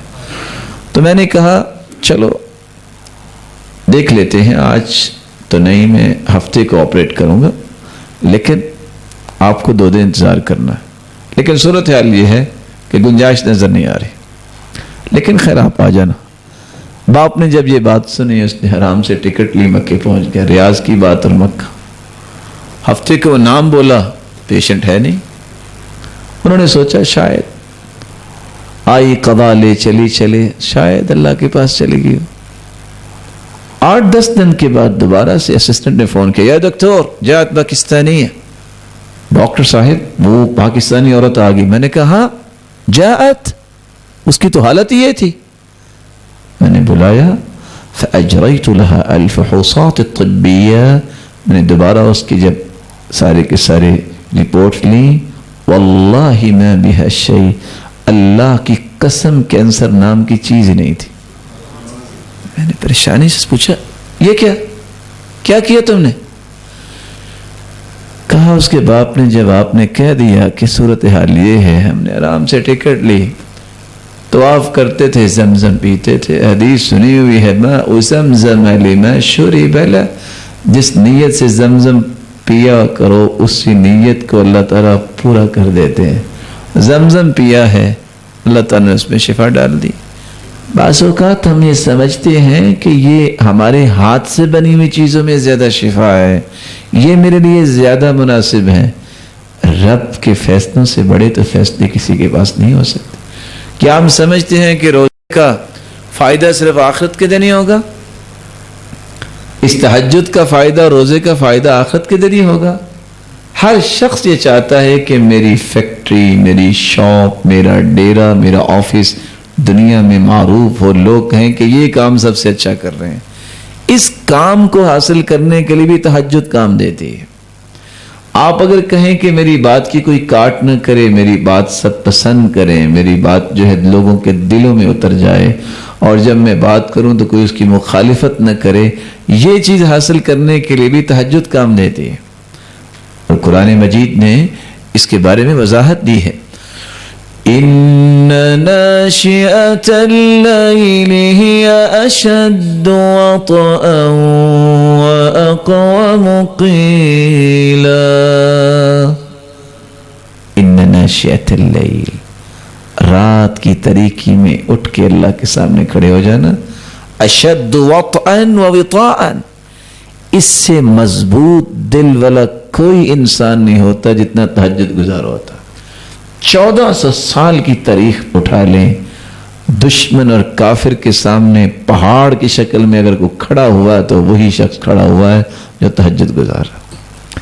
وَأَقْوَمُ قِيلَ، اقوام اس میں تفضیل ہے، سپرلیٹو ڈگری، بات جس کی سب سے اوتھینٹک، ریلائبل، جس کی کوئی کاٹ نہ کر سکے، یہ وہی شخص ہے جو تہجد گزار ہے۔ یہ 2 انعام اللہ تعالیٰ نے قرآن مجید میں بیان کیے ہیں۔ دنیا بن رہی ہے اس عبادت سے، آخرت تو بنے گی۔ روزہ جو ہے اس کا آخرت میں تو فائدہ ہے۔ حدیث میں آتا ہے وَمَن لَمْ يَسْتَطِعْ فَعَلَيْهِ بِالصَّوْمِ فَإِنَّهُ لَهُ وِجَاءٌ أي علاج، جس کے پاس طاقت ہے وہ شادی کرے، جس کے پاس طاقت نہیں وہ روزے رکھے، یہ علاج ہے۔ علاج کس چیز کا ہے؟ آج سائنس بیچاری گھٹنے ٹیک گئی، سٹمک کی بیماریاں جب لا علاج ہو جائیں، جب سمجھ نہ آئے کہ اس وقت سٹمک سیٹ کیوں نہیں ہو رہا، تو ڈاکٹرز یہ کہتے ہیں خلو المعدہ، سٹمک کو خالی رکھنے سے اس کا علاج ہوگا۔ یہ خالی رکھنے سے کیا مراد ہے؟ شریعت نے تو 1400 سال پہلے کہا کہ روزے سے بڑھ کے کوئی علاج نہیں ہے۔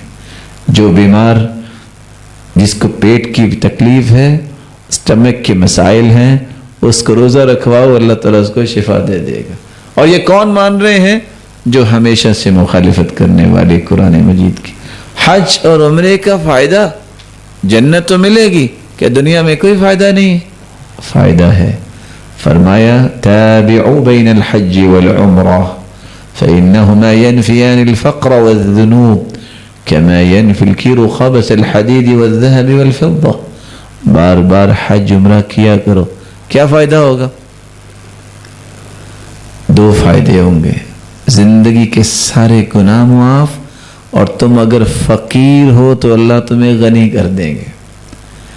اب لوگ سوچنے لگ جاتے ہیں بھی عمرے پہ تو خرچ ہوتا ہے، ملتا تو نہیں ہے، حج پہ تو خرچ ہوتا ہے، ملتا تو نہیں ہے۔ یہی بات سمجھنے والی ہے کہ جب اللہ کے رسول نے کہہ دیا ہے تو اللہ تعالیٰ اس کو تونگر بناتے ہیں، اللہ تعالیٰ اس کے مال و دولت میں برکت فرماتے ہیں۔ کیا والدین کی خدمت کرنا یہ بھی ایک عبادت ہے؟ اللہ کی رضا کے لیے اگر کی جائے، کیا اس سے جنت ملے گی؟ بس دنیا میں کوئی فائدہ نہیں؟ فائدہ ہے، دنیا میں بنے گی۔ کیسے بنے گی؟ صحیح بخاری کی روایت ہے، بینما ثلاثة نفر یمشون، 3 لوگ جا رہے تھے، فأخذهم المطر، بارش آ گئی، فآووا الى غار فی جبل، دوڑتے ہوئے غار میں چلے گئے، فانحطت علیہم صخرة من الجبل، ایک پتھر اوپر سے لڑکتا ہوا آیا، فانطبقت علیہم، اور غار کا منہ بند ہو گیا۔ اب تینوں زور لگاتے ہیں، کیسے پتھر ہٹے؟ اتنا بھاری بھرکم پتھر۔ تینوں ایک دوسرے کو کہتے ہیں اب کیا کریں، اب تو سوائے موت کی اور چیز نظر ہی نہیں آ رہی۔ کہا انظروا اعمالا عملتموها صالحة للہ، اپنے اپنے اعمال اللہ کے سامنے پیش کرو۔ ایک بندے نے کہا یا اللہ، میں نے ایک بندے کو اجرت پہ رکھا تھا، جب میں اسے اجرت دینے لگا تو وہ غصے میں آ گیا تو چلا گیا، کہتا میں نے نہیں لینی، میں نے اس کی اجرت کا ایک مال خریدا، جانور خریدے، انتظار کرتا رہا یہاں تک کہ وہ بھیڑ بکریوں کے کریوڑ بن گیا۔ اچانک ایک دن وہ آ نکلا، کہتے میری اجرت لاؤ، میں نے کہا لے جاؤ۔ اس نے کہا مذاق کرتے ہو؟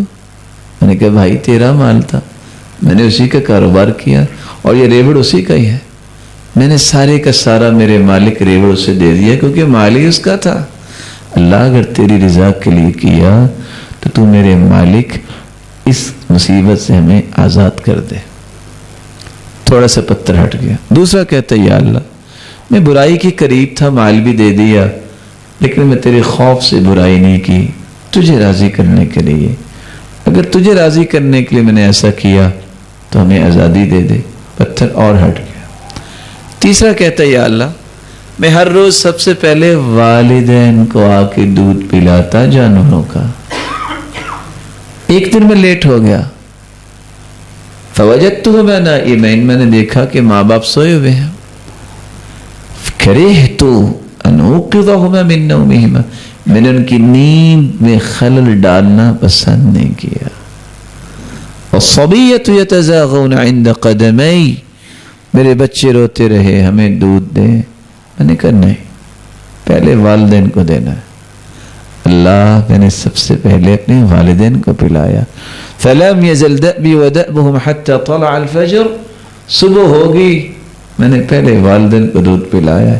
اللہ اگر تیری رضا کے لیے میں نے والدین کا یہ خیال کیا ہے تو ہمیں آزادی دے دے، پتھر سارا ہٹا اور وہ باہر آ گیا۔ والدین مصیبت نہیں ہے، جیسے آج کل کی یوتھ کہتی ہے نا کیا کریں ہمیں بھی فیوچر پلاننگ کرنی ہے، یہ تو مصیبتوں کو دور کرنے کا ذریعہ ہے۔ تو عبادت جو پھیلی ہے اس سے دین بھی بنتا ہے، دنیا بھی بنتی ہے۔ آج رشتہ داروں سے اچھا سلوک کرنے کی بات ہوتی ہے، کیا اس کی بس نیکی ملے گی قیامت کو؟ نہیں، دنیا بھی بنے گی۔ کیسے دنیا بنے گی؟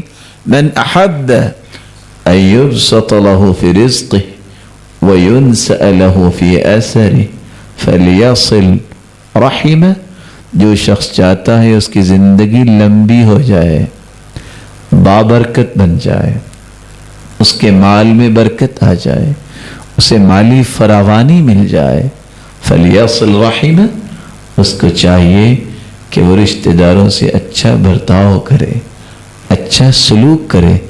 اس کے نتیجے میں ہوگا کیا؟